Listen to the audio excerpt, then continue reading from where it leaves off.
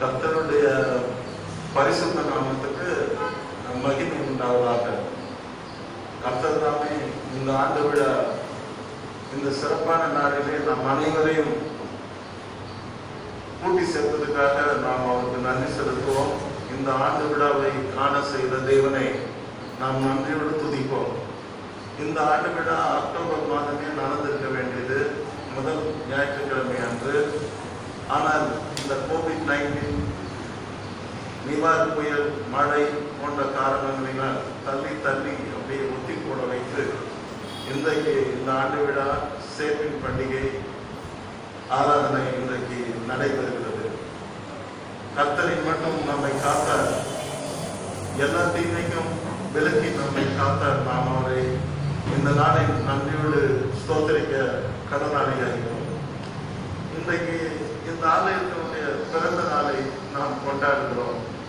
நமது பிறந்த நாளை நாம் கொண்டாடுகிறோம். நம்முடைய குழந்தைகள் பிறந்த நாளை, நண்பர்கள், உறவினர் பிறந்த நாளை மிக சிறப்பாக கொண்டாடுகிறவர்கள் இருக்கிறார்கள். ஆனால் இந்த ஆலயத்தில் 1908ஆம் ஆண்டு பிறந்து இந்நாள் வரைக்கும் இந்த ஆலயம் மிகவும் சிறப்பாக இருக்கிறது. முதல்ல இந்த ஆலயம் நிற்கிறது தேவனுடைய கிருபை. 2005ஆம் ஆண்டு இந்த ஆலயத்தை நாங்கள் புதுப்பித்தோம். மிகவும் பலவீனமாக இருந்த இந்த ஆலயத்தை நாங்கள் புதுப்பித்து பலப்படுத்தி இதை நாங்கள் ஒரு அழகான ஒரு உள்பக்கத்தை நாங்கள் கொண்டு வந்தோம். இதெல்லாம் தேவனுடைய கிருபை மாத்திரமே. பிரியமானவர்களே, இந்த ஆலயத்துக்கு இன்றைக்கு பிறந்த நாள் விழா. இதை நாம் தமிழிலே அழகாக சொல்வோம், ஆலயத்தின் ஆண்டு விழா என்று நாம் சொல்வோம்.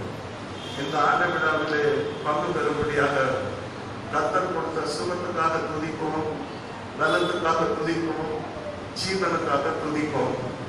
கர்த்தர் இந்த ஆலயத்தின் மூலமாக எத்தனையோ குடும்பங்களை ஆசீர்வதித்திருக்கிறார். எத்தனையோ பேருடைய ஜெபங்களை கேட்டு ஜெபத்துக்கு அவர் பெரிய பதில்களை கொடுத்திருக்கிறார். இந்த ஆலயத்தில் இருந்த அநேகர் இன்றைக்கு உலகம் முழுவதும் ஆசீர்வதிக்கப்பட்டவர்களாக இன்றைக்கு இருக்கிறார்கள். அது மாத்திரமல்ல, இந்த ஆலயத்திலே ஞானஸ்நானம் பெற்றவர்கள் பெரிய பெரிய திருச்சபைகளிலே அவர்கள் போதகர்களாக, பிஷப்களாக இன்றைக்கு இருந்திருக்கிறார்கள். அவர்களையெல்லாம் நான் போட்டிட்டு காட்ட முடியாது. எங்கள் குடும்பத்திலேயே என்னுடைய கடைசி தங்கை ஆலம்பூர்ல இருக்கிற மாபெரும் பெரிய சபையிலே அவர் போதகராக இருக்கின்றார். நேற்று நான் என்னுடைய ஸ்டேட்டஸ்ல போட்டிருந்தேன், என்னுடைய கடைசி தங்கை இவர் சிஎஸ்ஐ போதகராக இருக்கிறார் என்று சொல்லி போட்டிருந்தேன். பெரிய ஒரு இயக்கம்.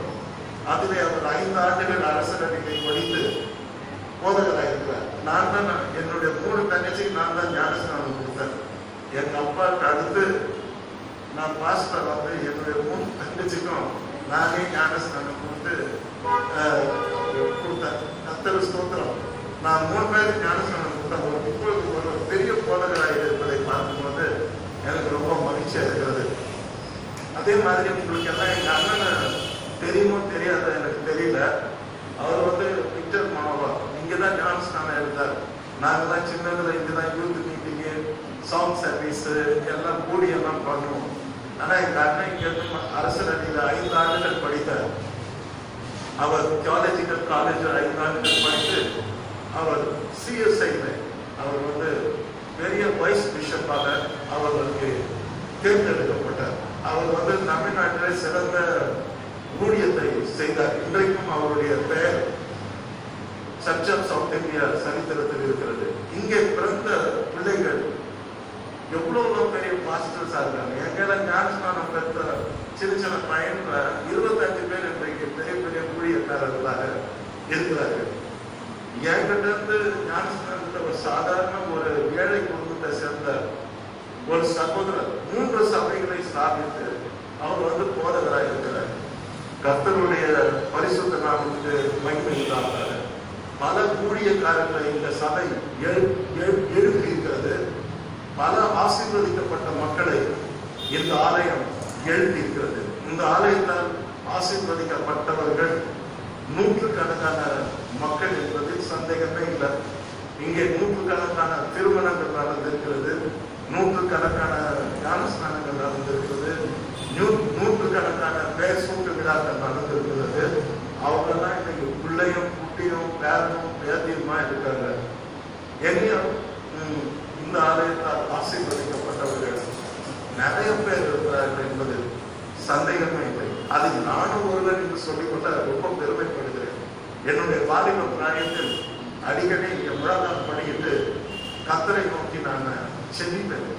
செபித்து ஆண்டுவதை இந்த ஆலயத்தில் தான் நான் ஏற்றுக்கொண்டேன். என்னுடைய வாலிப பிராயத்தில் கர்த்தர் இதே ஆலயத்தில் என்னை பாஸ்டராக அவர் தேர்ந்தெடுப்பதை நினைக்கும் பொழுது நான் மிகவும் பெருமைப்படுகிறேன். என் அப்பா அம்மா ஊழியர் செய்த இடத்துல ஊழியர் செய்வதை நான் பெருமையாக கருதுகிறேன்.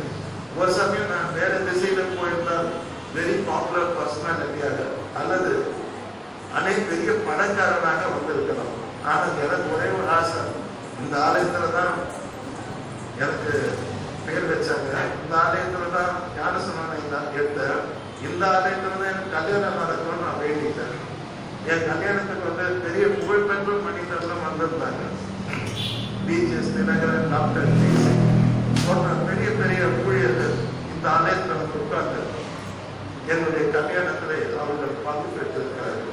ஆனால் அதே ஆலயத்திலே கர்த்தர் என்னை போதகராக வைத்திருக்கிறார். அதுக்காக நான் ஆண்டவருக்கு நன்றி செலுத்துகிறேன். எனக்கு பெரிய ஆசீர்வாதம் என்னன்னா, எங்க அப்பா அம்மாவை ரொம்ப சேஸ் பண்ணி பின்பற்றி அவங்க செய்த ஊழியத்தை செய்வதற்கு நான் ரொம்ப பெருமையா இருக்கிறேன். இங்க ஊழியர் செய்த உண்மையா அப்பா இருக்கும் போதே ஊழியர் செய்த கர்த்தர் எனக்கு பெரிய டிபார்ட்மெண்ட்ல இன்கம் டாக்ஸ் ஆபீஸ்ல ஒரு அதிகாரியாக எனக்கு கர்த்தர் வேலை கொடுத்தார். இந்த ஆலயம் அநேக 1000 பேர் மக்களுக்கு ஆசீர்வாதமாக இருந்திருக்கிறது என்று சொன்னால் மிகையாகாது. நமக்கு மாத்திரம் இல்லை, ரோட்ல போறவங்க வரவங்களா அந்த வெளியில நிற்க முடியாது. எல்லாரும் கும்பிட்டு போவாங்க. சில பேர் அந்த இரும்பு கேட்டு கம்பியை குச்சி இந்துக்கள் ஜபம் பண்ணி நிற்பாங்க. இதை நான் பார்த்திருக்கிறேன். ஒரு 3வது கம்பெனியில ஒரு அம்மா ஆபீஸ்ல பெருக்கிற வேலை செய்யறாங்க. ரொம்ப ஏழை, அதாவது ஏழைன்னு சொன்னாலும் படு ஏழை. தோட்டல ஹவுசிங் போர்ட்ல அங்க ஒரு சின்ன அந்த காலத்துல குடிசைகள் இருந்தது, அதிலே இருந்தார்கள். பிற்பாடு அங்கே ஹவுசிங் போர்டு வந்தது, அங்கே இருந்தார்கள். இங்க பெருக்கிற வேலை செய்வதற்கு வருவார்கள்.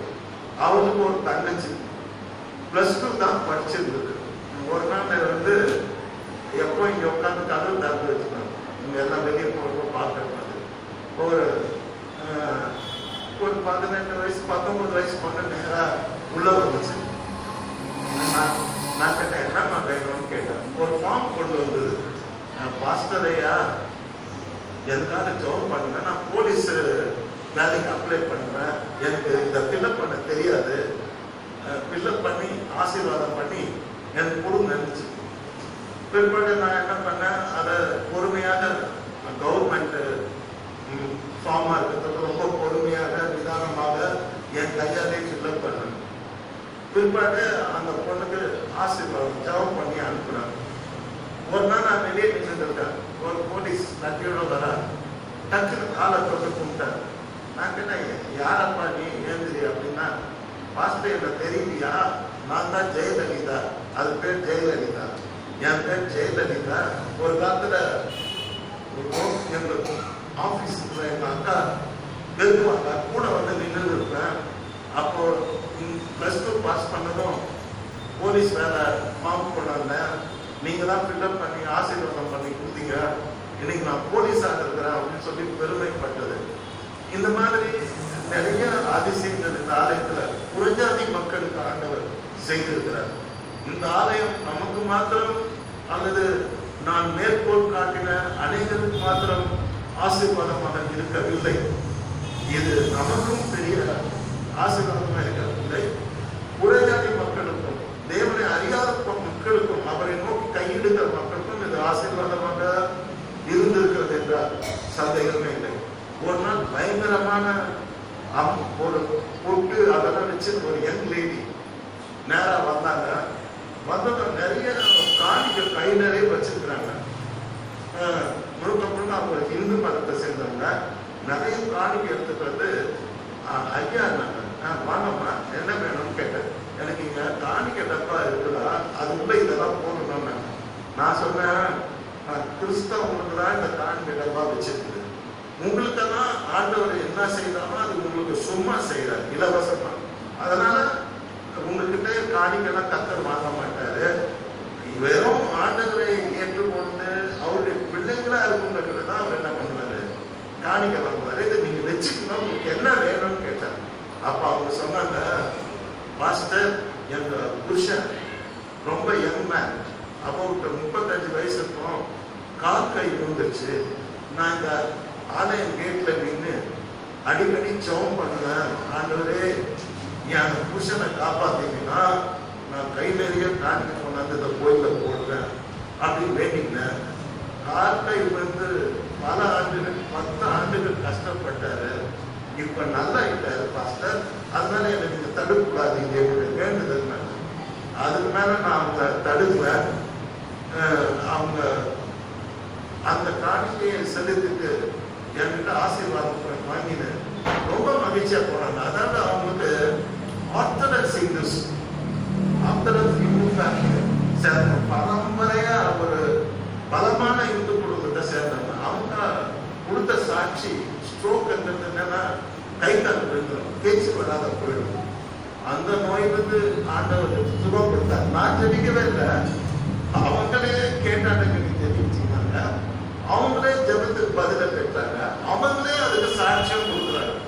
ஆகவே தேவன் நமக்கு மாத்திரம் சொந்தக்காரர், உலகத்திலே இருக்கின்ற எல்லாருக்கும் அவர் சொந்தக்காரர், எல்லாருக்கும் அவர் ஆண்டவராக இருக்கிறார், எல்லாருக்கும் அவர் நன்மை செய்கிறார் என்பதை நான் ரொம்ப பலமா புரிஞ்சுக்கிட்டேன். இன்னொரு அம்மா செட்டியார் குடும்பத்தை சேர்ந்தவங்க, அவங்க பேர் ருக்மணி. இப்படி என்னை பார்த்துட்டே போவாங்க, எப்ப நின்னாலும் ரொம்ப என்ன பார்ப்பாங்க. இந்த அம்மா ரொம்ப நம்மளை பார்த்துட்டே போறாங்க அப்படின்னு நினைச்சுக்கிறேன். ஒரு நாள் கிட்ட வந்து, ஐயா எனக்கு நீங்க ஜெபம் பண்ணுவீங்களான்னு கேட்டாங்க. ஐயோ ஜெபம் பண்றதுக்கு தான் நாங்க இருக்கிறோம், எங்க தொழிலே அதுதான், நீங்க வாங்க முட்டா என்ன வேணும் உங்களுக்கு கேட்டாங்க. இந்த மாதிரி எங்க அண்ணனுடைய பிசினஸ் எல்லாமே தோத்து போச்சு, மென்டல் ஆகிட்டாரு, கொஞ்சம் பேர் அவரை கொடுமைப்படுத்துறாரு, நீங்க ஜெபம் பண்ணணும் பாஸ்டர் அப்படின்னாங்க. அப்போ நான் அவங்களுக்காக ஜெபிச்சேன். ஜெபிச்சுட்டு அடுத்த வாரம் இந்த பக்கம் கம்பெனிக்கு போவாங்க.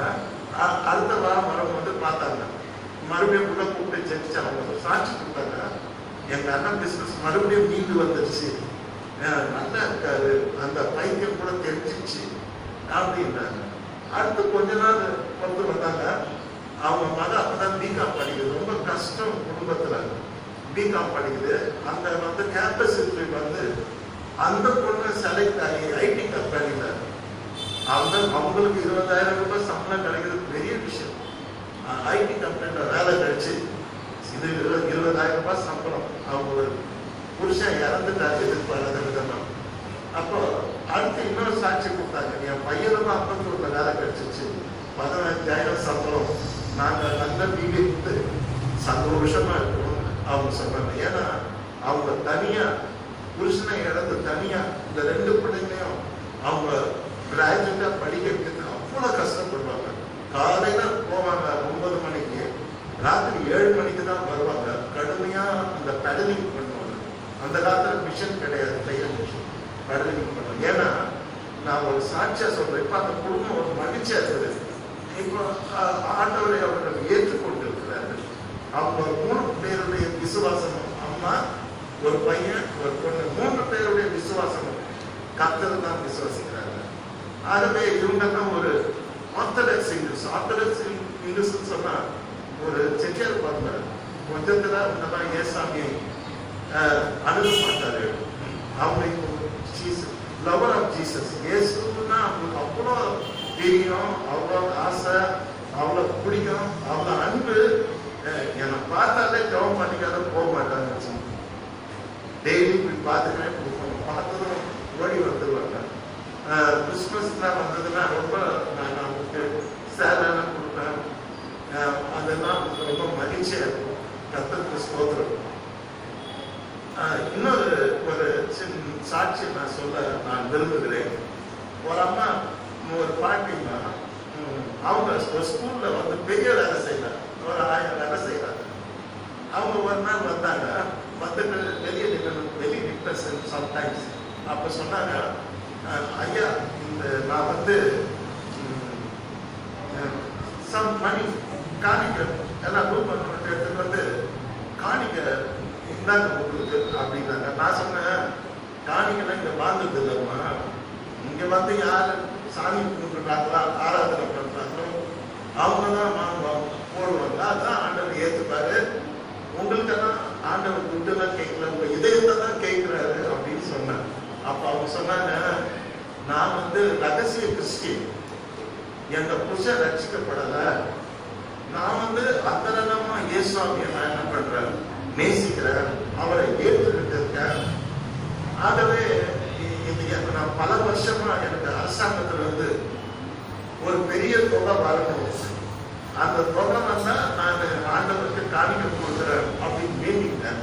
என் வேண்டுதலை நிறைவேற்றதை நீங்க தடுக்காதீங்க அப்படின்னா எனக்கு ஒரு நியாயமா தோணுச்சு. சரி, இதுக்கு மேலே அவங்க அவாய்ட் பண்ணா போறதா இல்லை. இங்க இருக்க செக்கல்ராயர் ஸ்கூல் +2 வரைக்கும், இதுக்கு மேல தவிர்த்தா அவங்க போறதா இல்லை. சரி, நான் அவங்களை கூப்பிட்டு ஜபம் பண்ணேன், அந்த காணிக்கை போட்டு போனாங்க. கத்தருக்கு ஸ்தோத்திரம். அவங்க ஜானகி டோட்டலா முழுக்க இண்டு.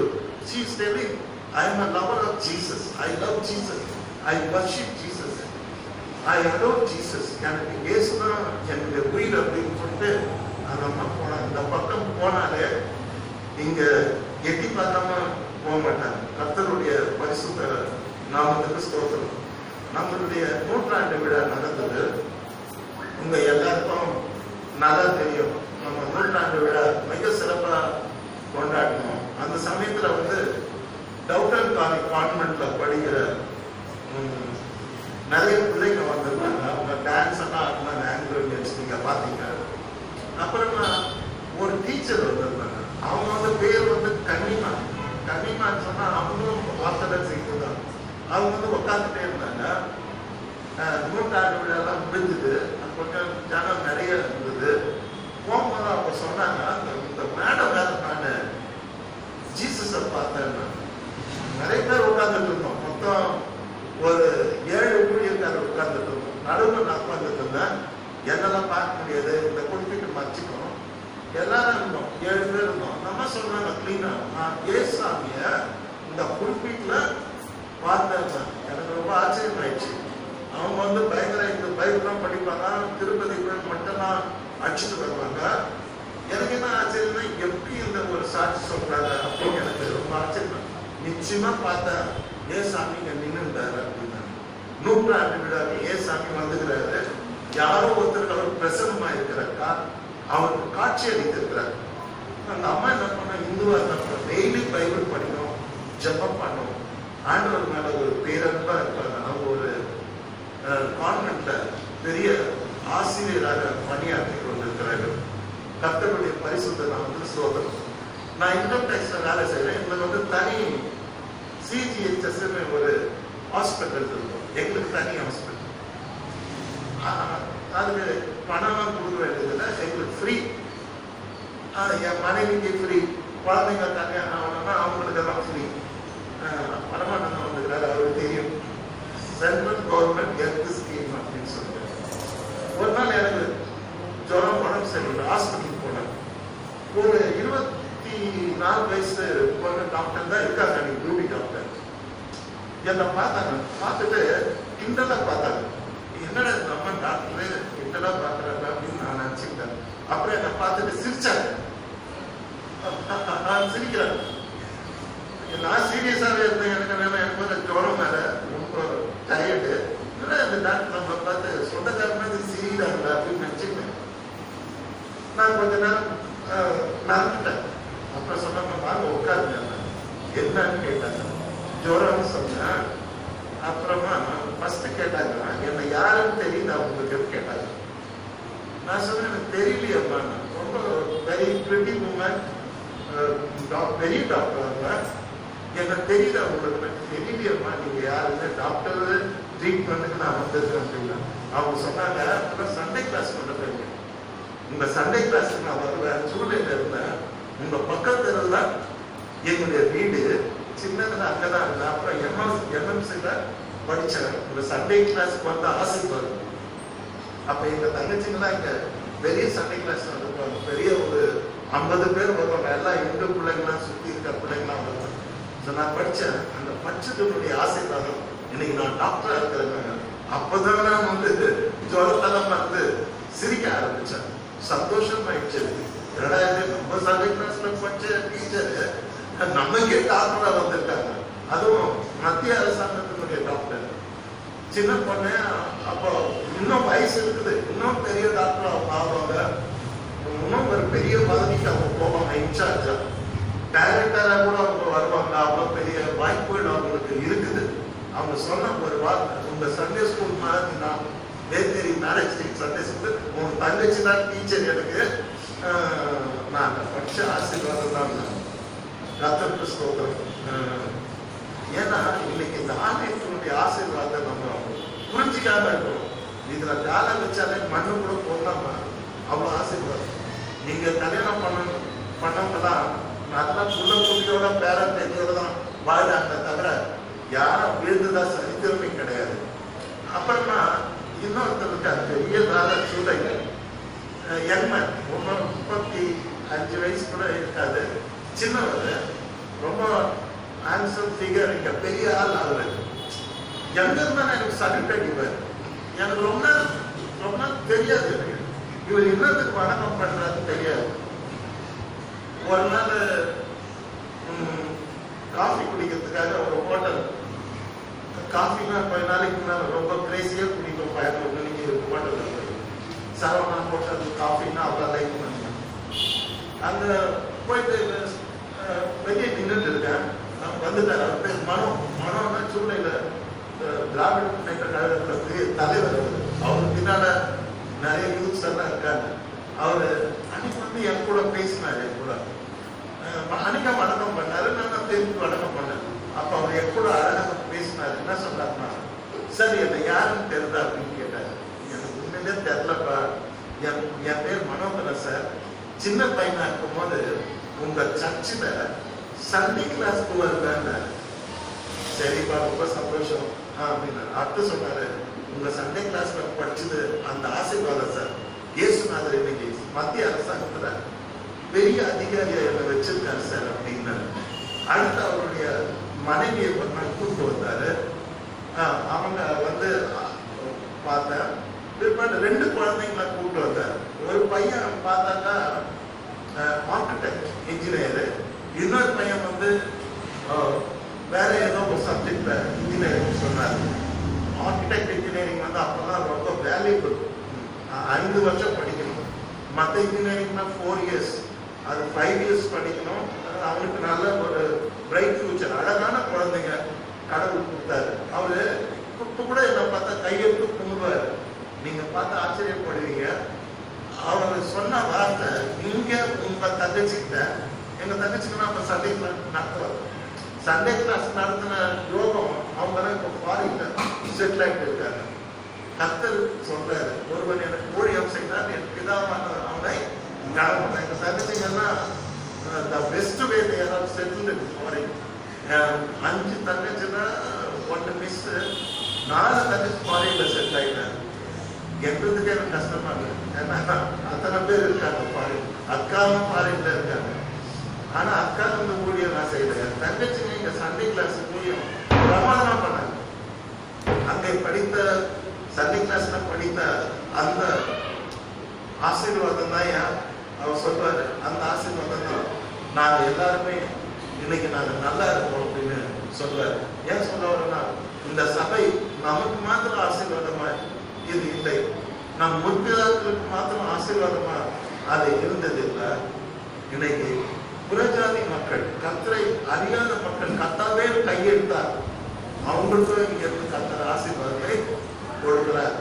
இங்கிருந்து கர்த்தர் அவர்களுக்கு நன்மையை செய்கிறார். இங்கிருந்து கர்த்தர் அவர்களுக்கு சுகம் அளிக்கிறார், ரட்சிப்பு அளிக்கிறார் என்பதில் கொஞ்சம் கூட சந்தேகமே இல்லை. இன்னைக்கு வந்து இந்த சாட்சிகளை சொல்றதுக்கு எனக்கு ரொம்ப நேரம் ஆகி போச்சு. எத்தனையோ சாட்சி என்னால சொல்ல முடியும். But I don't want to time இதுலேயே செல் கொண்டு போக நான் விரும்பவில்லை. இன்னைக்கு வந்து சபைன்னா என்ன அப்படிங்கிறத நம்ம பார்க்கணும்.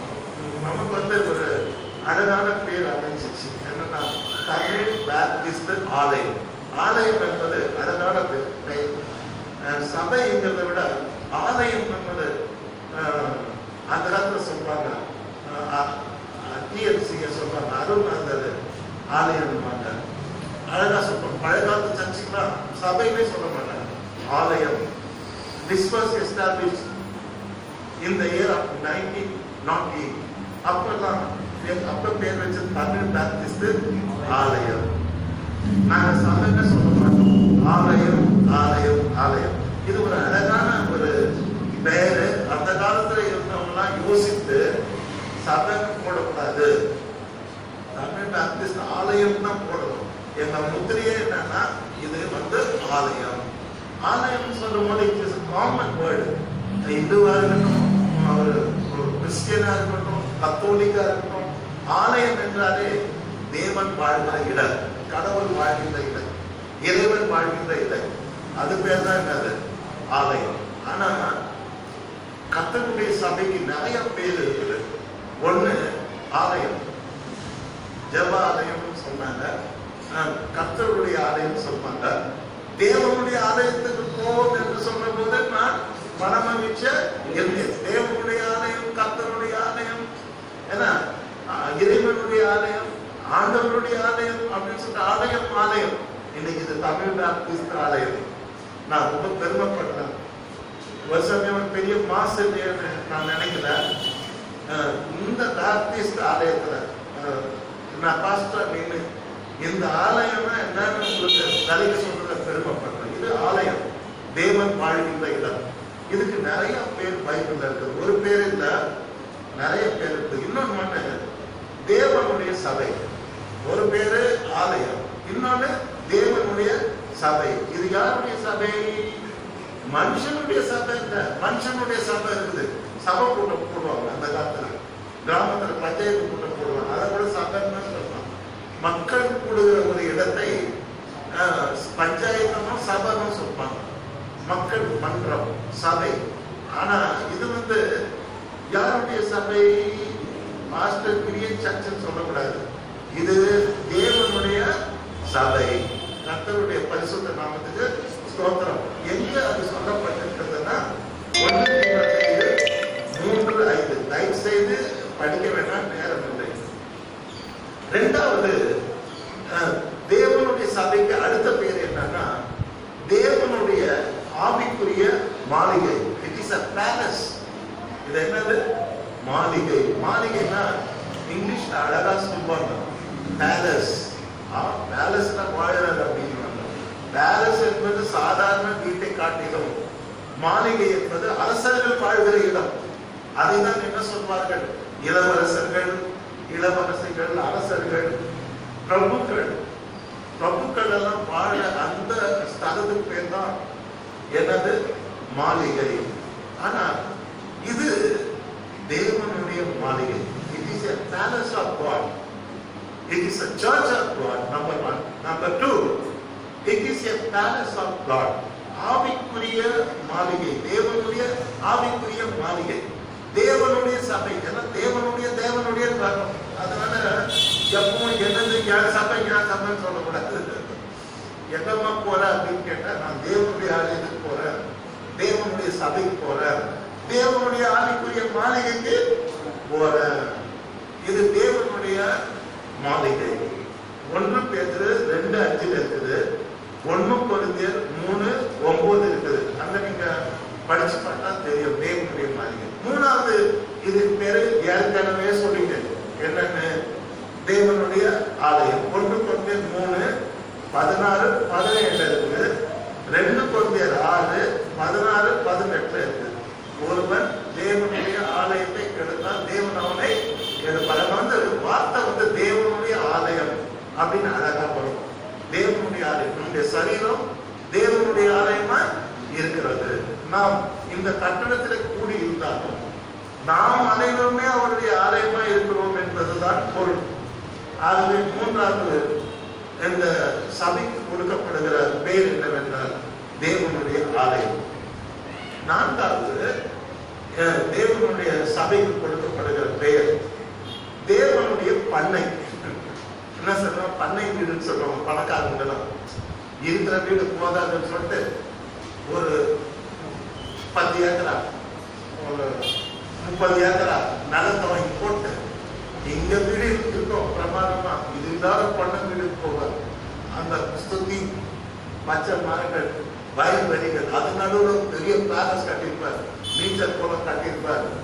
அது நடுவில் அவர் எல்லா விலை உயர்ந்த பொருள்களை கம்ஃபர்டபுளா அவர் இருக்கிறதுக்கு பெரிய மாளிகை கட்டுவார். அது மாதிரி திருச்சபை என்பது தேவனுடைய பண்ணை. அல்லேலூயா. பண்ணை வீட்டுக்கு வந்திருக்கோம். இது யார் வீட்டு பண்ணை? யார் வீட்டு பண்ணையும் உங்க வீட்டு பண்ணையும் அல்ல, தேவனுடைய பண்ணை. அல்லேலூயா. ரொம்ப மகிழ்ச்சியா இருக்கு. தேவனுடைய ஆலயம்னா என்னன்னு படிக்கும்போது ரொம்ப மகிழ்ச்சியா இருக்கு. அது தேவனுடைய பண்ணை. 1 Corinthians 3:9 இருக்கு. நீங்க தயவுசெய்து வீட்டுல போய் தான் படிக்கணும். யாரும் பைபிள் படிக்க கூடாது, எனக்கு நேரம் கிடையாது. அடுத்தபடியாக தேவனுடைய சபையை பற்றி நாம் படிக்கும் பொழுது அதுக்கு கொடுக்கப்படுகிற அடுத்த பெயர் தேவனுடைய மந்தை. நம்மதான் யாரு? நாம் அனைவரும் அவருடைய மேய்ச்சலின் ஆடுகளாய் இருக்கிறோம். நாம் அவருடைய ராஜ்யத்தின் குடிமக்களாய் இருக்கிறோம். ஆனா அதே சமயத்தில் முக்கியமான விஷயம் என்னன்னா, நாம் அனைவரும் தேவனுடைய மந்தை. சபையை கர்த்தர் எப்படி அழைக்கிறார் இருக்கிறார்? அவர் தன்னுடைய மந்தை கூடியிருக்கிற இடமாக பார்க்கிறார். ஆகவே இந்த சபைக்கு பேர் தேவனுடைய மந்தை. அப்போஸ்தலர் 20ஆம் அதிகாரம் 28ஆம் வசனம் 29ஆம் வசனம், 1 பேதுரு 5ஆம் அதிகாரம் 2ஆம் வசனம் 3ஆம் வசனம். கேட்டீங்களா? அடுத்த பேர் என்னது? தேவனுடைய மந்தை. கர்த்தருக்கு ஸ்தோத்திரம். அடுத்தபடியாக அடுத்த பேர் நீங்க பார்க்க போறீங்க, முக்கியமான பேர் கிறிஸ்துவனுடைய சரீரம். சபைக்கு பேர் என்ன? அடுத்த பேரு கிறிஸ்துவனுடைய சரீரம். Body of Christ. Christ is the head of the church. அதாவது சபைக்கு கிறிஸ்து தலையா இருக்கிறார். சபை கிறிஸ்துவனுடைய சரீரமா இருக்கிறது. ஆமென். அப்போ சிரசு நமது அது உயிர். எஞ்சான் உடம்புக்கு என்ன பிரதானம்? கண்ணே பிரதானமா, மூக்கே பிரதானமா, வாயே பிரதானமா, அந்த காலே பிரதானமா? சிரசே பிரதானம். சூப்பர் பிரபு. அதுதான ஒரு பழமொழிய சொல்லியிருக்காங்க தமிழ். எஞ்சான் உடம்புக்கு சிரசே என்ன கவசம்? தலை கவசம், உயிர் கவசம். எப்படி சொல்லுவாங்க? ஹெல்மெட் தமிழ்ல என்ன பேரு? தலை கவசம், உயிர் கவசம். எல்லாரும் ஹெல்மெட் போட்டுருக்கோம் அப்படிங்கிறாங்க. அப்படின்னா எது முக்கியம் உடம்புல? 2 கண்ணில அதே பயணம். 2 கண்ணில தான் எத்தனையோ தாயம் இருக்காங்க. IAS ஆபீசர் இருக்காங்க. 2 கண்ணில தலைவியே படிச்சு IAS அதிகாரியாக ரீசெண்டா ஒரு அதுவும் பெண்ணு வந்திருக்கிற IAS அதிகாரி. இப்ப எது இல்லாம வாழணும். இதயம் போயிட்டா இன்னொரு இதயத்தை வச்சிருக்கோம். கிட்னி போயிட்டா இன்னொரு கிட்னியை வச்சிருக்கோம். தெரியுதா? மூக்கு போயிட்டா இன்னொரு மூக்கை வச்சு தெரிஞ்சு ஜம்முன்னு மூக்கு மாதிரியா இருக்கும். Anything happens goes wrong in the body, it can be the key fight. புரியுதா? நான் ரொம்ப தடியா இருக்கிறேன்னா காஸ்மெட்டிக் சர்ஜரின்னு ஒண்ணு, அது பண்ணி ஒட்டியா இருக்கும். நீங்க சொல்றீங்க இங்க சாதம் பெருசா இருக்குது அப்படின்னா அவரே படாத படுக்க வச்சு காஸ்மெட்டிக் அவங்க அழகுபடுத்திடும். கர்த்தருடைய பரிசுத்த நாமத்துக்கு ஸ்தோத்திரம். நமக்கு ஒரு இந்த கதை சொல்ல நான் விரும்பல. So anything. இப்போ உங்களுக்கு மைக்கேல் ஜாக்சன் தெரியும். யாருக்கு மைக்கேல் ஜாக்சன் தெரியாதுன்னு இருக்க மாட்டாங்க. மைக்கேல் ஜாக்சன் உலக புகழ் பெற்ற பாடகர். ஆனா அவர் ரொம்ப பாடுவார். ரொம்ப பாடும்போதே ஆடுவார் டான்ஸ். உலகம் முழுதும் கோடி கோடியாய் ரசிகர்கள். அவர் ஆக்சுவலி பாத்தீங்கன்னா பிளாக், எந்த மாதிரி கலர் இருக்கும். அவர் புகழ் உலகம் முழுதும் பரவி கோடி கோடியான ரசிகர் வந்ததும் அவருக்கு ஒரு ஆசை வந்துச்சு, நான் கருப்பா இருக்கக்கூடாது, வெள்ளக்காரமா வெள்ளையாகுமா அப்படின்னு உடனே ஹாஸ்பிட்டலுக்கு போனார். Cosmetic surgery.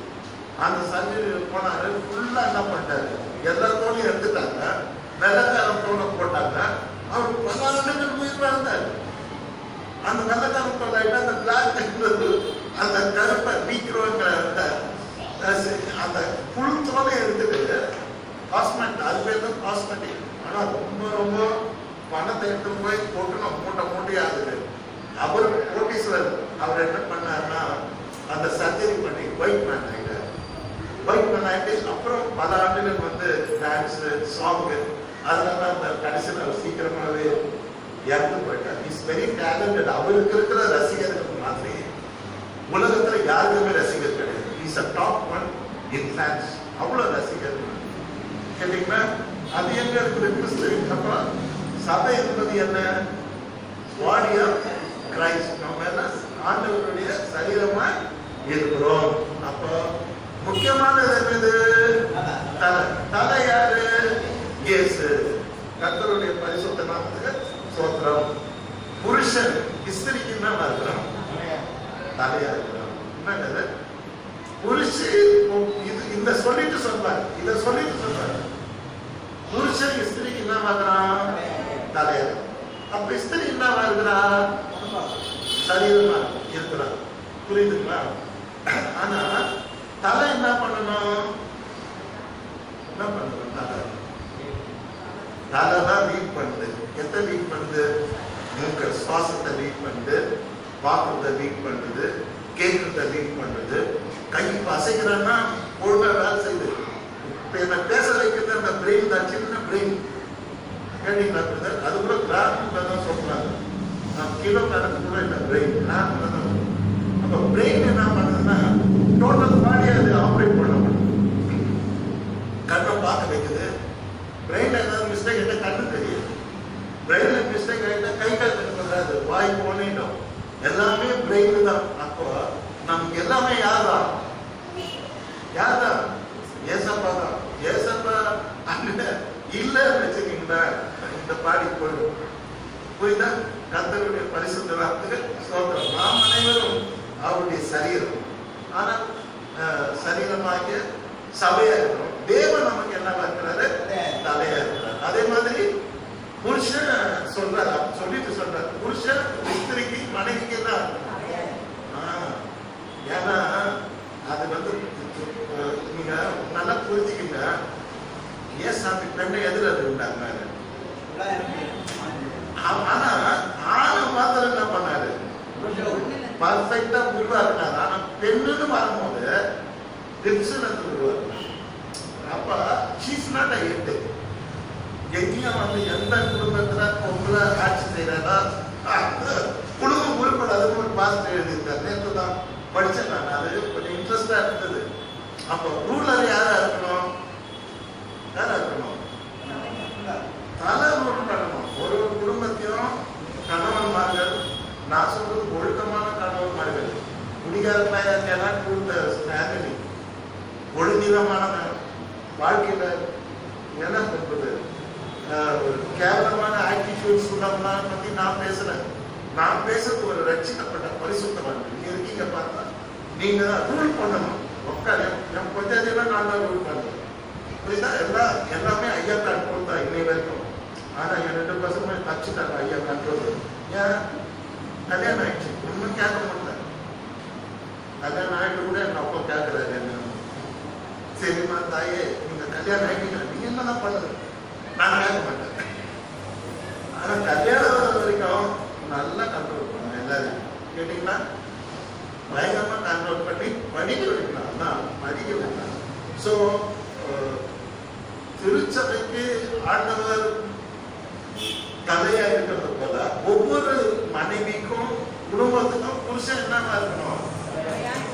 எந்த குடும்பத்துல பொண்டாட்டி தலையா இருக்கிறாங்களோ அந்த குடும்பம் உருப்படாதுன்னு படிச்சு நான் படிச்சேன். தயவுசெய்து யாருன்னா தலையா இருந்தீங்கன்னா நீங்க தயவுசெய்து போயின்னா ஒரு மாதிரி இருக்கணும். சரீரமா மாறிடுது. ஏன்னா நீங்க தலை கிடையாது. உங்களுக்கு கடவுள் படைச்ச விதமே என்னன்னா பாடி அவனுக்குதான், ஆதாரம் தான், தலை பாடி எல்லாம் இது இங்க இருந்து வருது. அப்ப அதனால தான் என் மனைவி என் எலும்பில் எலும்பும் என் மாம்சத்தில் மாம்சமா இருக்கான்னு சொல்லிட்டு அவளை வந்து வர்ணிப்பான். அப்புறம் அவன் சொன்னான், இவன் பேர் மனுஷி. அப்போ எவ்ரி மேல் நல்ல ரட்சிக்கப்பட்ட குடும்பத்தில் தான் இது செல்லும். எல்லா குடும்பத்திலும் இது செல்லாது. ஒரு குடிகாரன் அவன் ஊழல் பண்ணக்கூடாது. அவன் ஊழல் பண்ணான்னு வச்சுக்கோ, குடும்பமே நாசனம் போயிடும். ரோட்ல தான் திருவோடு எடுக்கும். எவ்வளவு கொண்டாடி படிச்சிருந்தா கூட கட்சியில எல்லாம் பிளாட்ஃபார்ம்ல பிள்ளைங்க நிற்கணும், ஒழுங்கா பண்ண. Because it's a characterless fellow. I am not talking about that kind of person. ஒரு நல்ல ரட்சிக்கப்பட்ட ஒரு குடும்பத்தை குறித்து தான் பேசுகிறேன். ரட்சிக்கப்பட்ட குடும்பத்துல புருஷன் என்னவா இருக்கணும்? தலையா. ஒரு நாளும் இல்லாத என்ன தலையா. பட் அவங்களுடைய ஆலோசனை இருக்குது, அவங்களுடைய அவங்க வந்து ஏற்ற துணையா இருப்பாங்க. மனைவி வந்து கர்த்தர் ஒன்றும் புருஷனை ரூல் பண்றது கொடுக்கல, ஏற்ற துணையா இருக்கிறது தான் கொடுத்தாங்க. என்ன பண்ணணும்? To develop the family, to promote the family. எல்லாத்துலயும் கணவனுக்கு என்னவா இருக்கணும்? துணையா இருக்கணும். கணவன் மாத்திரம் எப்படி இருக்கணும்? எட்டாவது டிபார்ட்மெண்டா இருக்கும். அல்லையா? எங்க குடும்பத்துல எல்லாமே என்ன பார்த்து பயப்படுவாங்க, மரியாதை கொடுப்பாங்க. ஏன்னா அந்த பிளேயிங் ஃபேஸ் எனக்கு. எங்க அக்கா வந்து கோட்டீஸ்வரி, 5 கார் இருக்கும், ஒரு பேஸ்மெண்ட் உள்ள கம்ப்யூட்டர் இருக்கும். ஏன்னா பெரிய அட்லாண்டில் ஒரே ஒரு ஜம்ப் பண்ணேன். ஜம்ப் பண்ணிட்டு அக்கா ஃப்ளைட் ஏற போனேன். எனக்கு தெரியாது அக்கா ஜம்ப் பண்ணா. உங்களுக்கு தெரியாது, அவங்க வயசு இப்போ 80. நேரம் காலில் விழுந்துட்டாங்க. அவங்களுக்கு சுமாராக தான் விசுவாசம், எல்லாமே பாஸ்ட் கிடையாது. நான் என்ன பண்ணேன், அப்படியே பயந்து போயிட்டேன். பெரிய அக்கா 12 பேர் டாக்டர் பார்த்துக்கலாம். எங்க அக்காவை ஏமாத்தால முடியாது. பெரிய அறிவாளி, சைக்காட்ரிஸ்ட் டாக்டர், பெரிய அறிவாளி. நான் 12 பேரையும் அழைக்கிறாங்க ஒரே வார்த்தையில. நேரம் காலில் விட்டாங்க. நான் சின்ன பையன். அவங்களுக்கு வந்து என்னையே வந்தாக்கா 5வது தம்பி. நான் சட்டுன்னு என்னதான். அப்புறம் என்ன பண்ண, கொஞ்ச நேரம் போட்டு அவங்களும் ஏந்துட்டாங்க. ஏந்துட்டு திட்டாங்க, ஏண்டா நான் காலில் வந்து என்ன பண்ணோம், நீ இந்த கையை பிடிச்சி போயிட்டு கொடுக்கணும், நீ பார்த்து நினைக்கிறீடா. இந்த அக்கா நீங்க எவ்வளவு பெரியவங்க, நீங்க போய் இப்படி ஆயிட்டீங்களே சொல்லிட்டு நான் மலைச்சு போயிட்டேன், எனக்கு ஆக்ஷன் வரல அப்படின்னா. இல்லடா அப்படின்னா இல்லை, நீ ஜெபிக்கிற பார்த்தா எனக்கு பயமா இருக்கு. அமெரிக்காவில் நல்ல சம்பவம், நேரம் பிளாட்டா கொடுக்குறாரு. ஜெபிக்கிறத பார்த்தா கோழிக்காரன் தான் அவ்வளோ ஃபியர். இப்போ 81 இயர்ஸ் இப்போ கூட ஓடுவாங்க, ஓடுவாங்க, பார்க்க ஸ்டைலாக இருப்பாங்க. 2 நிமிஷத்துல ஏதோ ஒரு மேக்கப் பண்ணுவாங்க. 80 வயசு அம்மா வந்து 16 வயசு பொண்ணு மாதிரி மாறிடுவாங்க. பவர் ஷூ போட்டுருப்பாங்க. குடுக்கணும் அடுத்த கார் எடுத்துட்டாமா டிமெண்ட் ஓட்டுவாங்க. அது அந்த ஊருடைய அவங்க போய் 40 வருஷம் அங்கே செட்டில் ஆகிட்டாங்க. அதை நான் ஏன் சொல்ல உடனே கொடுக்குற எல்லாரும் என்னை பார்த்து பயப்படுவாங்க. எங்கள் அண்ணன் தம்பி எல்லாம் பெரிய பெரிய ஆளுங்க, பெரிய பெரிய பதவியில். பிகாஸ் என்னுடைய நேர்மை, தர்மம், சத்தியம் கரெக்டாக சொல்லுவேன். பொய்னா பொய்யுன்னுவேன், தப்புனா தப்புன்னுவேன், நல்லதுன்னா நல்லதுன்னுவேன், அன்புன்னா அன்புன்னுவேன். எந்த ஒரு தப்பு செயலையும் எதிர்த்து எங்கள் வீட்டில். இப்போ அவங்க எல்லாம் கூட்டம் போட்டு பேசுவாங்க, எப்படி இதுக்கெல்லாம் ஒத்து வராது, நம்ம அவரை கூட்டக்கூடாது, அவர் வந்து நம்ம பண்ணுற பாடு கிண்டல் அதெல்லாம் வரமாட்டார், ஒத்து வரமாட்டாங்க. ஏன்னா அந்த எட்டு எவ்ரி மேல் ஷுட் ஹேவ் அந்த எட்டு. கொஞ்சாதி வந்து துணையாக தான் இருக்கணும். கோச்சிக்காதீங்க, கொஞ்சாதீங்க, நீங்கள்லாம் ரசிக்கப்பட்டவங்க துணையாக இருக்கும். புருஷனை ரூல் பண்ணாங்க, நோட் புரியுதா? But be helpful. அவருக்கு ஏற்ற துணை சொல்லிக்கிறதா பைபிள் இல்லையா?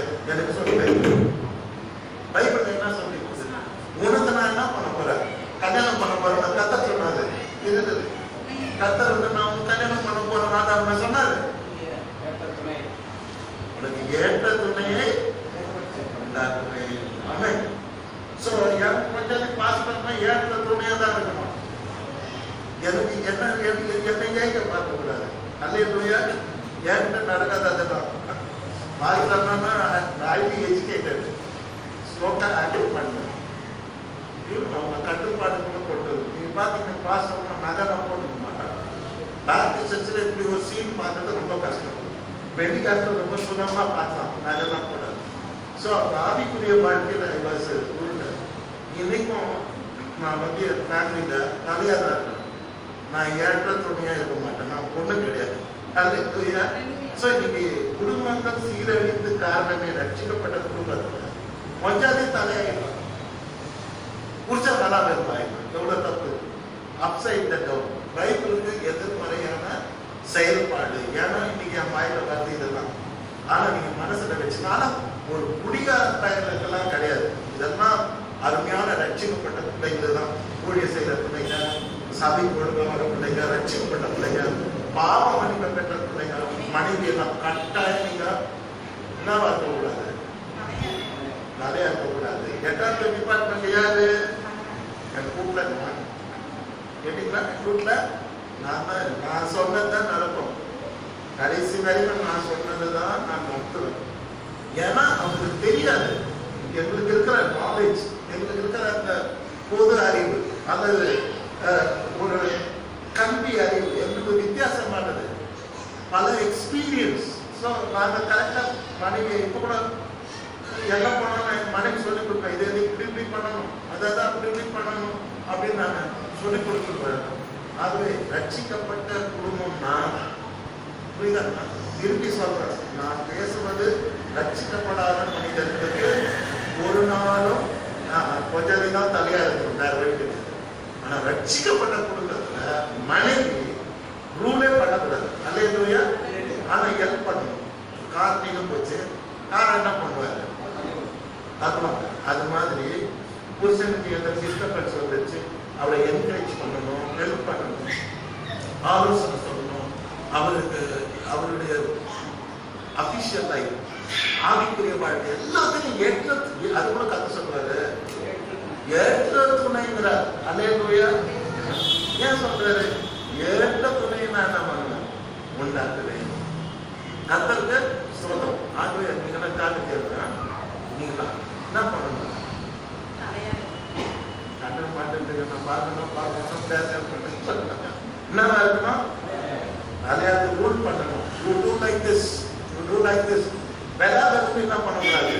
ரூல் பண்ணக்கூடாது, ரூல்லாம் பண்ணக்கூடாது. கர்த்தருக்கு ஸ்தோத்திரம். இதை பேசும்போது எனக்கு ரொம்ப சிரிப்பாக சந்தோஷமா இருக்கு. நிறைய குடும்பம் பொம்பளைங்க தலையிட்டு நாசம் பண்ணிக்கிறாங்க. அந்த கிறிஸ்டியன் ஃபேமிலியில ஒரே இன்னைக்கு பார்த்தீங்கன்னா கிறிஸ்டியன் ஃபேமிலியில தான் நிறைய பிரச்சனையே. இந்து ஃபேமிலி பெட்டர் நினைக்க தோணுது. கர்த்தருக்கு ஸ்தோத்திரம். சரி, எப்படி போனா இதுவே என் மைண்ட் போயின்னு இருக்கும். நான் மோசமான அதை கொஞ்சம் தொடங்கி அதையும் பிடிச்சிக்கிறேன். ஸோ இப்போ I want to come out. திருச்சபையினுடைய பெயரு கர்த்தருடைய சரீரம். சபை பேர் என்னன்னா தேவனுடைய சரீரம். ரெஸ்பெக்ட். நாம மாத்திரம் இல்லை, எல்லாருமே சரீரத்தை மதிக்கணும். ஆனா தலையா யார் இருக்கிறாரு? கர்த்தர் இருக்காரு. அது கவலைப்படாதீங்க, நமக்கு தலை கர்த்தர். அல்லேலூயா. அந்த தலை நம்ம எல்லாரையும் என்ன பண்ணுவோம்? கண்ட்ரோல் பண்ணி நம்ம அழகா நடத்தணும். அது நம்மளை ஆப்ரேட் பண்ணும். அந்த தலை நம்மள என்ன பண்ணும்? ஆப்ரேட் பண்ணும். நம்ம நிறைய குடும்பத்துல நல்ல வசனம் போட்டிருப்பாங்க, எங்கள் இல்லத்தின் தலைவராய் இயேசு இருக்கிறார். ஆமென். ஆனா உள்ள போய் பார்த்தீங்கன்னா இயேசு இருக்க மாட்டார். இந்த அம்மா தான் இருக்கும். எந்த அம்மா? நான் சொன்னேன் வேலை பேருக்கு அந்த அம்மா தான் இருக்கும். ஆனா இயேசு என்ன மாட்டாரு? இயேசு இந்த இல்லத்தின் தலைவராய் இருக்கிறார்னா அவங்களுக்கு அந்த குடும்பத்துல பிரச்சனை இருந்தா அந்த குடும்பத்தை அவர் என்ன பண்ணணும்? நடத்தணும். தலையா இருக்க புருஷனை நடத்தணும். ஏற்ற துணையை உண்டாக்குன்னு சொன்னாலும் அந்த ஏற்ற துணை குழந்தைகள் அதெல்லாம் தேவன் நடத்தணும். கர்த்தருக்கு ஸ்தோத்திரம். கிறிஸ்து சபைக்கு பேரு கிறிஸ்துவின் சரீரம். இது வந்து பாடி ஆஃப் கிரைஸ்ட். 5 பேர் புத்தி இல்லாத அவர்கிட்ட என்ன இல்ல? தீர்ப்பம் தான் இல்ல, என்னையும் இல்ல. ஆனா இவங்க பாருங்கன்னா தீர்ப்பந்தமா எரியுது, அப்புறம் எண்ணெயும் எரியுது வச்சிருக்கிறாங்க. அதுக்கு மேல எக்ஸ்ட்ராவா வச்சிருக்கிறாங்க. மணவாளன் வந்துட்டாரு, அவங்க ஆயத்தமா இருக்கிறாங்க. ஆனா இந்த 5 என்ன கேட்கிறாங்கன்னா, எங்களுக்கே பத்தாது, மனவாளம் வரும்போது இது போராது அப்படிங்கிறாங்க. ஆகவே இது எதை காட்டுகிறது என்றால், நாம் கிறிஸ்துவின் வருகைக்காக நாம் ஆயத்தமாக இருக்க வேண்டும், ஆவியிலே நிறைந்திருக்க வேண்டும், வசனத்திலே நிறைந்திருக்க வேண்டும், அவருக்கு செய்கின்ற ஊழியத்திலே நாம் நிறைந்திருக்க வேண்டும். கேட்டீங்கன்னா, ஜெபத்திலே நாம் நிறைந்திருக்க வேண்டும், பரிசுத்த ஜீவியத்திலே நாம் நிறைந்திருக்க வேண்டும். இயேசு வருகிறார். ஆண்டவர் சொல்றாரு, அநியாயம் செய்கிறவன் இன்னும் அநியாயம் செய்யணும், அசுத்தமா இருக்கிறவன் இன்னும் அசுத்தமா இருக்கட்டும், பரிசுத்தமா இருக்கிறவன் இன்னும் பரிசுத்தம் ஆகட்டும், நீதியை செய்கிறவன் இன்னும் நீதியை செய்யட்டும், இதோ நான் சீக்கிரமாய் வருகிறேன், அவனுக்குரிய பலனை கொடுக்கிறதுக்கு நான் வருகிறேன். இன்னொரு பக்கம் மனவாட்டியாக சபையை நான் அழைத்துக் கொள்ள வருகிறேன். ஆகவே இயேசுவினுடைய வருகைக்கு காரணம் என்னவென்றால், அவர் மனவாட்டியாக சபையை எடுத்துக்கொள்ள வருகிறார். மனவாளன் இயேசு அப்படின்னு பேரு, ஒரு பேர் என்னன்னா மனவாளன், நம்ம பேர் என்ன மனவாட்டி. புரியுதா? இயேசுவாமி அகில உலக சபைக்காக ஒரே சபையா மாறும், ஒரே சரீரம் உலக முதல் சபையை ஜாயின் பண்ணார். பண்ண உடனே அது என்ன ஆயிடும், ஒரே சரீரம், கிறிஸ்து பெரிய தலையாயிடுவார்.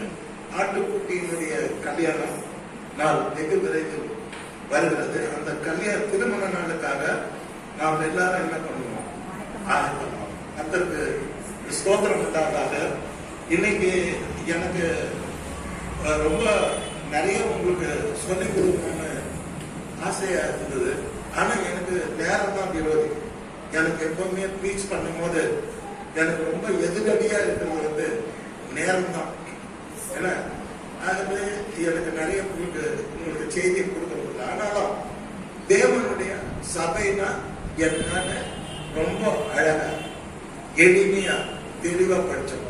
முதல்ல தேவனுடைய இந்த சபைக்கு பேரு தேவனுடைய சபை, இரண்டாவது பேரு தேவனுடைய ஆவிக்குரிய மாளிகை, மூன்றாவது தேவனுடைய ஆலயம், நான்காவது தேவனுடைய பண்ணை. இங்க பெரிய விவசாயமே நடக்குது. கேட்டீங்களா? இங்கே விதைகள் விதைக்கப்படுகிறது. இங்கே கூட 30, 60, 100 பலன் கொடுக்கிறது. சபையில எத்தனை பேர் வளர்றாங்க வசனத்தை கேட்டாகவே இது பண்ணை, தேவனுடைய பண்ணை. அடுத்து நாம் அனைவரும் யாருடைய மந்தை? தேவனுடைய மந்தை. கர்த்தர் என் மேய்ப்பனாய் இருக்கிறார், நான் தாழ்ச்சி அடையேன். அவர் என்னை உள்ள இடத்துல என்ன பண்ணுகிறார்? மேய்க்கிறார். மேய்க்கிறார் சொன்னா நடத்துகிறார். Is leading as. எப்பவுமே அவருடைய லீடிங்க நம்ம பார்க்கணும். கர்த்தர் நம்ம நடத்துற ரீட் பண்ணணும். அதுக்கு அவசரப்படுத்தி எல்லாத்தையும் கெட்டு போடக்கூடாது. அல்லேலூயா. எல்லாரும் சீக்கிரம் சீக்கிரம் குக்கிங் பண்ணா டேஸ்டே இல்லை. பொறுமையா குக் பண்ணணும். புரியுதா? என்ன எந்த வேலையும் சீக்கிரம் சீக்கிரம் பண்ணா தப்பு பண்ணிடுவோம். ஆபீஸ்ல வேகமா வேலை பண்ண தப்பு பண்ணிடுவோம். திருப்பி ரெண்டாவது வேலை. கேட்டீங்களா? அதே மாதிரி ரொம்ப ரொம்ப வேகமா எதை பண்ணாலும் நிறைய தப்பு வரும். ஆகவே இயேசுவாமி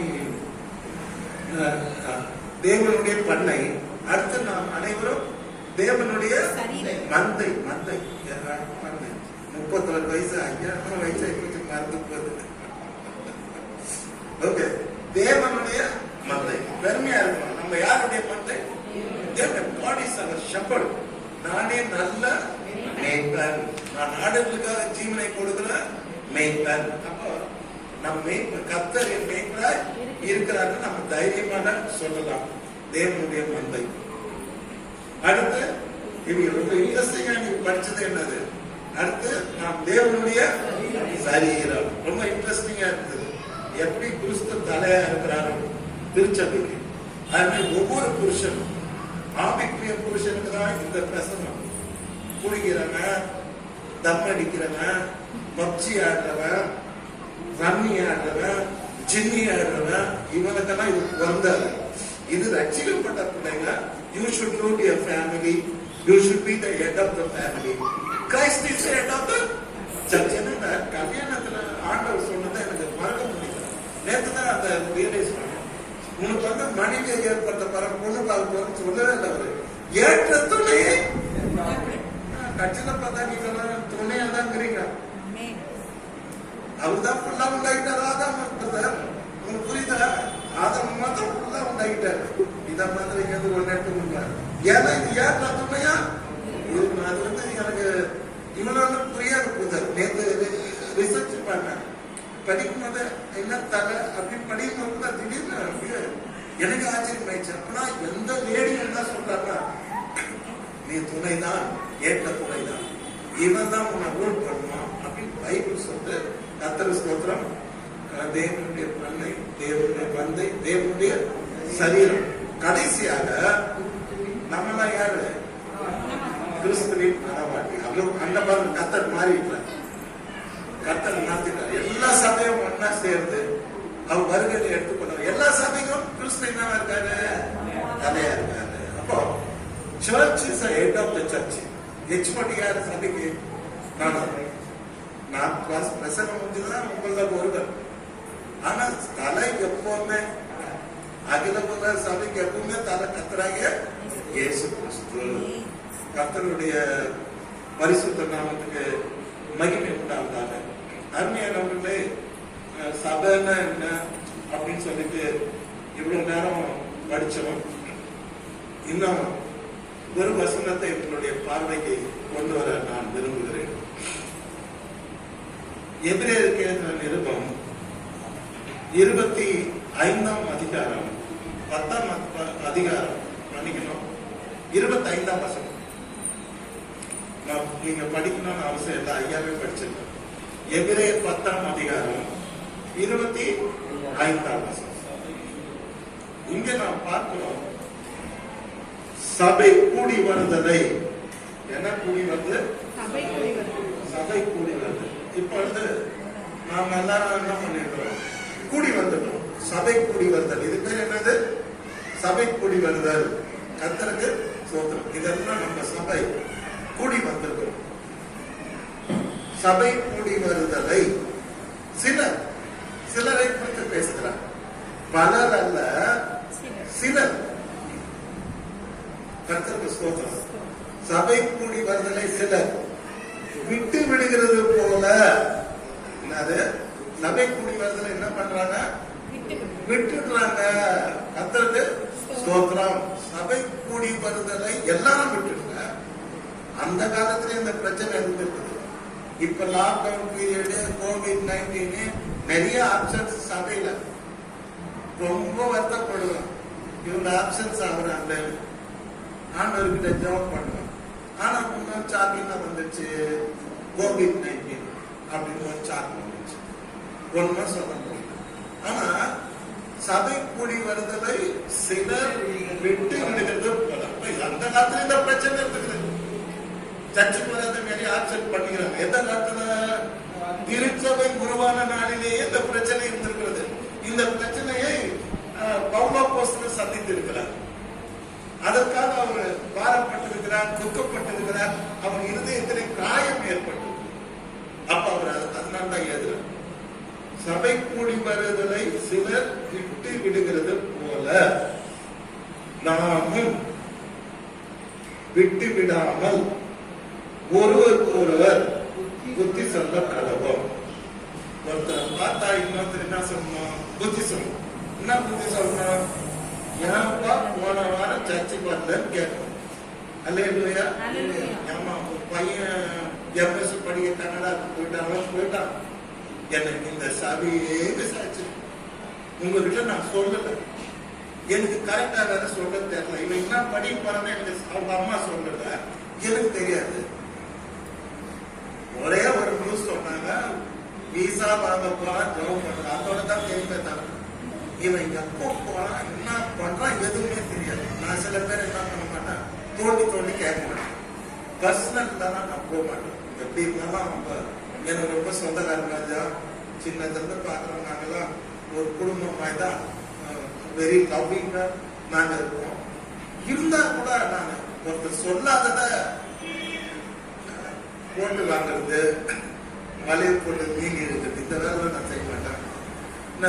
எஸ்தர் அப்படி ஃப்ரீயா விட்டுறாங்க. உண்மையா எஸ்தர் நிறைய பேர் வாட்ஸ்அப் எல்லாம் கேட்போம். வெறும் டெக்மெண்ட் மாத்திரம் கேப்பான் நினைச்சுட்டு போறீங்க. எல்லாம் எங்க பிரின்ஸை காணும், எங்க பிரின்ஸை காணும், எங்க பிரின்ஸை காணும், எங்க பிரின்ஸை காணும். அவங்களுக்கு தெரியாது. ஆக்சுவலி பிரின்ஸ் வந்து ஆன்லைன்ல படிச்சு ஏற்கனவே 6 மாசம் எம்எஸ் படிச்சிட்டாரு, இங்கே படிச்சிட்டாரு. எப்ப சொன்னா நான் பண்ணலாம், அப்ப சொன்னாங்க. அது வரைக்கும் நானும் பொறுமையா காத்து. இவங்களெல்லாம் ஜமாச்சு எனக்கு தெரியலப்பா, உங்களுக்கு கரெக்டா சொல்ல முடியல. இந்த கேள்விக்கே பதில். ஏன்னா சபை என்பது அது ஒரு கூடி வருது, நமக்கு ஒரு ஐக்கியம். இந்த ஒருத்தர் மிஸ் ஆனா கூட இன்னொருத்தர் என்ன பண்ணுவாங்க, கேட்பாங்க. இன்னைக்கு அவங்க அம்மாக்கு இன்னைக்குதான் இந்த நியூஸே சொல்றேன், எல்லாரும் கேட்டாங்க எங்க உங்க பையனை காணும். நானும் 6 மாசம் ஜமாச்சிட்டேன்.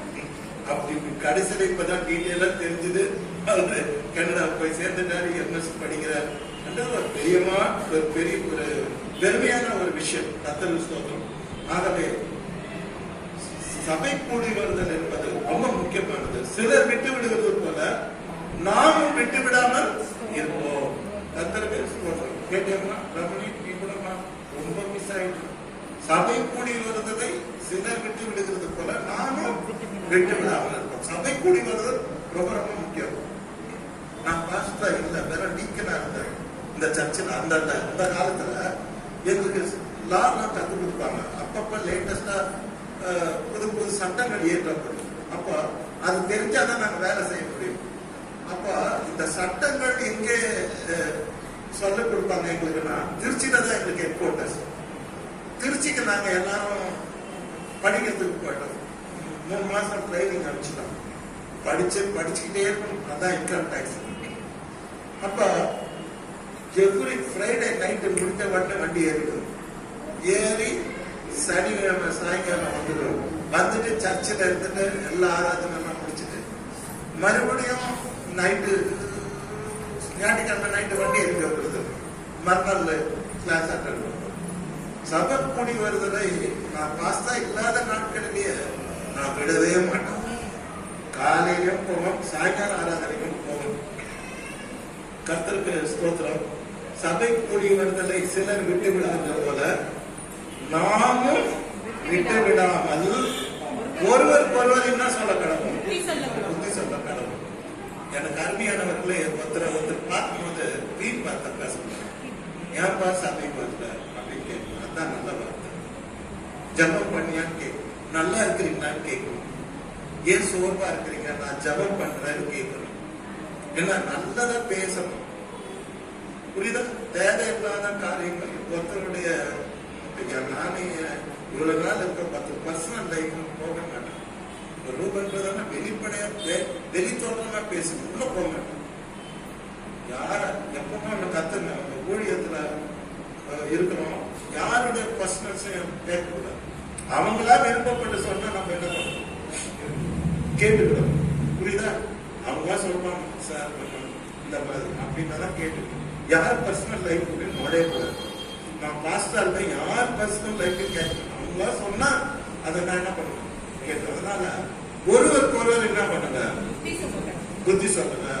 நீங்க சபைக்கு வரல, நீங்க கம்முன்னு இருக்கக்கூடாது. கம்முனே பார்த்து எல்லாரும் நீங்க ரவுண்ட் அப் பண்ணுங்க. எங்க மாசத்துல 3 வாரம் காணும், எங்க போனா நீங்க எல்லாரும் ரவுண்ட் அப் பண்ணி கேட்கணும், புத்தி சொல்லணும். தப்புமா அப்புறமா சபைக்கு பண்ணிட்டு உன் பொண்ணை போய் பாரு, உன் பொண்ணை பத்திரமா வீட்டுல பார்த்துப்பாரு, அவன் பையன் பார்த்துக்குவான். நீ சபைக்கு வந்துட்டு என்ன பண்ண போமா அப்படின்னு சொல்லணும். அதுவே தயவு செய்து இந்த ஒரு சத்தியத்தை நீங்க நல்லா புரிஞ்சுங்க. எதை வேணா விட்டுடுங்க, பரவாயில்ல. சபை கூடி வருதலை சிலர் விட்டு விடுறது போல விட்டு விடாமல் ஒருத்தருன்னா புத்தி சொல்லப்படுறது. ஏன்னா நானானது சமீபத்து வருகிறதை எவ்வளவாய் பார்க்கிறீர்களோ அவ்வளவாய் புத்தி சொல்றேன். இன்னும் நான் சமீபத்தில் வருகிறது, இயேசு கிறிஸ்துவின் வருகை சமீபத்து வருகிறது. அந்த நாள் கிட்ட வர ஒருவர் அதிகமா என்ன பண்ணிருக்க புத்தி, இன்னும் புத்தி சொல்லணும். சபைக்கு வரணும் தப்பு கேட்டீங்களா? சபைக்கு வரலன்னா தப்பு. சபையில எல்லாம் இருக்காங்க, இவர் கொண்டு என்ன போனார்? ஆபத்தான நேரம், என்ன கஷ்டமான நேரம், ஏசாமி மறித்து இன்னும் உயிர் தெரிந்து தெரிஞ்சும் தெரியாத நேரம், எல்லாரும் இருக்கிறாங்க. அது யூதாஸ் காரியத்தை மைனஸ் பண்ணிருக்காங்க. கேட்டியாமா? எல்லாம் இருக்கிறாங்க. 10 பேரும் கட்டி போச்சு, ஆயுதமே ஜெபம் பண்ணின்னு ரூம் எல்லாம் கெட்டியா கூட்டிக்கிட்டு பயந்துன்னு எல்லாம் இருக்காங்க. ஈவனை மறுபடியும் ஆனா ஏசாமி வந்துடுறாங்க. அல்லேலூயா. ஏசாமி வந்து சொல்றாரு, உங்களுக்கு சமாதானம், பயப்படாதீங்க, நான் உயிர்ல இருந்துட்டேன், என்னை தொட்டு பாருங்க, வாங்க சாப்பிடலாம், வாங்க சாப்பிடலாம் அப்படின்னு அன்போடு அவர் என்ன பண்றாரு? உயிருள்ளவராய் காட்டுகிறார். ஆகவே அன்னைக்கு அவர் இல்லாததுனால ஏற்பட்ட பிரச்சனை என்னன்னா, அவனுக்கு பெரிய சந்தேகம் வந்துச்சு. இயேசு வீட்டை இருந்தாரா இல்லையா? அதுல நம்ம ஒரு வாரம் சபைக்கு வரலன்னா கூட பின்வாங்கி போயிடும். நம்ம பேக் அடிச்சிடும், பின்வாங்கி போயிடும். 19 உருமாறி இருக்குது. இன்னைக்கு பிரிட்டிஷே ஷட் டவுன் பண்ணிட்டாங்க. பிரான்ஸ்ல, யூரோப்பியன் கண்ட்ரிஸ்ல எங்கேயும் உள்ள விட மாட்டேன்றாங்க. பிரிட்டிஷ் பிளைட்டே விட மாட்டேன்றாங்க. பெரிய பெரிய ட்ரக்குங்க வரும், எல்லாத்தையும் நிறுத்திட்டாங்க. ராத்திரி நியூஸ்ல காட்டினாங்க, 100கணக்கில் ட்ரக்கு நிற்குது. ஏன்னா பிரான்ஸ்ல விட மாட்டாங்க, பிரிட்டிஷ்ல இருந்து உள்ள வந்துட போகுது. அதாவது என்னன்னா, COVID-19 ஒருத்தர்கிட்ட இருந்து 2 பேர் போகும். ஆனா இந்த உருமாறி இருக்கிற அந்த வைரஸ் 4 பேருக்கு 5 பேருக்கு அட்டிட்டே ரொம்ப நேரம் வச்சிருக்காங்க. ஒருத்தர் மியூசிக் பண்றாங்க, அச்சுக்கல அவ்வளவுதான் போச்சு, 5 பேர் கூட போயிடும். ஏன்னா அவ்வளவு ஆபத்தான ஒரு உருமாற்றம் இந்த கொரோனா வைரஸ் இன்றைக்கு செய்திருக்கிறது. உலகமே நடுவுது. ஆனா அதுக்கு ஒரு சந்தோஷமான செய்தி என்னன்னா, யாருக்கு பிரிட்டிஷ்ல தடுப்பூசி போட்டுருக்காங்களோ அவங்க பாதிக்கல. அதுவே இன்னைக்கு சந்தோஷமான செய்தி, யூரோப்பியன் கண்ட்ரீஸ்ல இந்த பிரச்சனை இருந்தாலும் தடுப்பூசிகள் கண்டுபிடிக்கப்பட்டு முதல்ல பிரிட்டிஷ்ல போட ஆரம்பிச்சாங்க. அதனால நமக்கு எல்லாம் ஒரு பெரிய நம்ம பிள்ளைங்களாம் இருக்காங்க, அவங்களுக்கு நம்ம அமெரிக்காலே போட ஆரம்பிச்சாங்க. ஜோ பைடன் வந்து கோட் ஷர்ட்ல வந்துட்டு டி ஷர்ட்ல வந்து ஊசி போட்டுக்கிறாரு, தடுப்பூசி வேக்சின் போட்டுக்கிறாரு.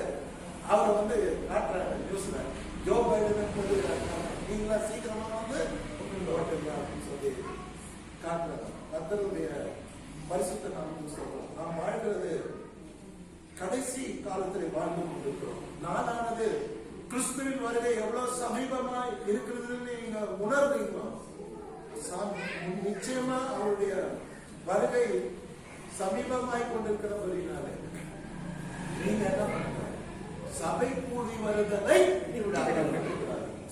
சபை வந்து உங்களை வழிகாட்டும், உங்களை பாதுகாக்கும், உங்களை வந்து எச்சரிக்கும், தவறு செய்யறவங்களை எச்சரிக்கும். நிறைய பேர் சொல்லுவாங்க, பாஸ்டர் இப்படி சொல்றாரு, அப்படிதான் சொல்றாரு பாஸ்டர், அதான் அவருடைய வேலை. அல்லேலூயா. இல்லைன்னா ஒரு தண்ட பாஸ்டர் கேட்டீங்கன்னா, பாஸ்டர்னா கரெக்டா சொல்லணும், உன்னை பத்தி சொல்லணும், உன் தவற கண்டித்து உணர்த்தணும், உங்க கூட முகமுகமா பேசணும். நான் இங்க பேசும் போதே உங்க உள்ளத்துல நீங்க புத்தப்பட வேண்டும். அதான் ரியாலிட்டி. அங்கதான் பரிசுத்த ஆவியானவர் இருக்கிறார். ஐயோ இன்னைக்கு கர்த்தர் என்னோட பேசினாரு அப்படின்னு சொன்னாங்க. நமக்கு ஒவ்வொரு நாளும் ஆண்டவருடைய பாதுகாப்பு தேவை. ஒவ்வொரு ஆராதனையும் நம்ம மிஸ் பண்ணாம ஒவ்வொரு ஆராதனையும் பங்கு பெற வேண்டிய நெசசிட்டிஸ் அவசியம் தேவை. அவ்வளவுதான். லைஃப் வந்து கர்ணம் தப்புனா மரணம். இப்போ வாழ வாழ்க்கை அப்படிதான். அதாவது இப்போ COVID-19 வரதுக்கு முன்னால வாழ்ந்த வாழ்க்கை அப்படி இல்லை. நிச்சயமா ஃப்ரீயா வாழணும். என்ன இப்ப எல்லாரும் என்ன போட்டு போறாங்க, கேஸ் மாஸ்க் போட்டு போறாங்க. பாவம் மெயினா லேடிஸ். இப்ப எல்லாம் லிப்ஸ்டிக் எல்லாம் காணும், விதவிதமா லிப்ஸ்டிக் போடுவாங்க. இந்த ரெட் போட கட்டினா ரெட் லிப்ஸ்டிக், இந்த டல்லு போட கட்டினா டல்லு லிப்ஸ்டிக், இன்னொரு படம் மாற்றி கட்டினா வந்துட்டு இருக்கிற அப்படியே படம். இன்னொரு கருப்பு ட்ரெஸ் போட்டா கருப்பு லிப்ஸ்டிக், கருப்பு லிப்ஸ்டிக்ல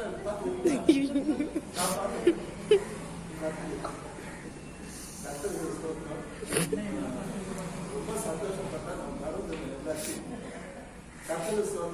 ஆகவே நாலாவது சமீபமா இருக்கிறது வந்து ஆண்டவருடைய அன்பும் பாதுகாப்பு நமக்கு தேவை. சபைங்கிறது உங்களுக்கு பாதுகாப்பு கொடுக்கிற ஒரு பெரிய ஷெல்டர்.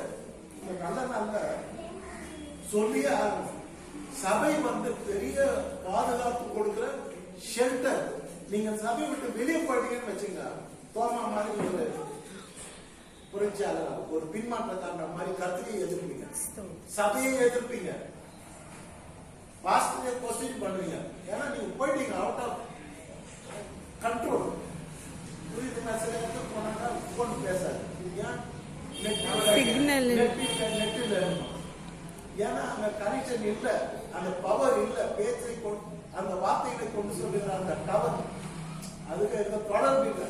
அவனே சொல்றான், தொடர்பு என்னைக்கு வெளியே இருக்கிறார். ஆமா சிம்பா தூங்காதீங்க. தொடர்பு என்னைக்கு வெளியே போயிட்டீங்க, உங்களால எதுவும் செய்ய முடியாது. அதுவே உங்களுக்கு சொல்ற என்னுடைய அன்பான அறிவுரை, நீங்க இந்த கிறிஸ்துவின் வருகை சமீபமாக நாம் கர்த்தரை நெருங்கி இது புகலிடமா இருக்கிற இந்த திருச்சபைக்குள்ளே நாம் அனைவரும் எப்பொழுதும் இருக்க வேண்டும். கர்த்தருடைய பரிசுத்த நாமத்துக்கு எத்த விட்டாலும் மாமியார் வீட்டுக்கு போனா பரவாயில்ல, அடுத்த வாரம் போலாம். என்ன அத்தை வீட்டுக்கு போனா பரவாயில்ல, அடுத்த வாரம் போலாம். என்ன சொல்றீங்கன்னா சம்மதி வீட்டுக்கு போனா பரவாயில்ல, அடுத்த வாரம் போலாம். ரெண்டு வீட்டுக்கு போலன்னா ஒன்னும் ஆயிடாது, கப்பல் மூழ்கிடாது. ஆனா இங்க போலன்னா கப்பல் மூழ்கிடும். ஆகவே சிலர் சபை கூடி வருவதை விட்டு விடுவது போல நீங்க விட்டு விடாதுங்க. இந்த பிரச்சனை இன்னைக்குதான் இல்ல, எபிரேயர் நிருபம் 7 இருந்திருக்கு. இந்த ஆச்சரியமா தான் நம்ம எடுத்துக்கிறோம். ஆகவே நீங்க சபைக்கு தவறாம வாங்க. கர்த்தர் உங்களை ஆசீர்வதிப்பார். கர்த்தர் உங்களுக்கு புகலிடமா இருப்பார். கர்த்தருடைய பரிசுத்த நாமத்துக்கு ஸ்தோத்திரம். இந்த ஆண்டு விட நன்னாளில் கர்த்தர் தாமே உங்களுக்கு தீர்க்க ஆயுசையும் ஆரோக்கியத்தையும் சமாதானத்தையும் பலத்தையும் கொடுத்து இன்னும் இந்த சபைக்கு நீங்க தூணாக விடுங்க. உங்க சந்ததியெல்லாம் ஆசீர்வாதமான ஒளியோமான கன்றுகளை போல அவர்கள் வாழ பசுமையாக செழுமையாக கனி கொடுக்கிறவர்களாக அநேக ஆயிரங்களுக்கு ஆசீர்வாதமாக அவர்கள் வாழ கர்த்தர் தாமே அருள் செய்வார்கள்.